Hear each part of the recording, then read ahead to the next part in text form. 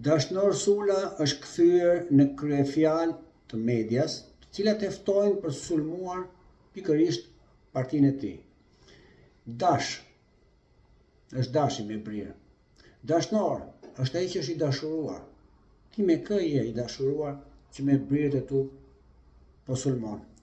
Sulm. Kundra kujt po sulmon? A përfiton gjë?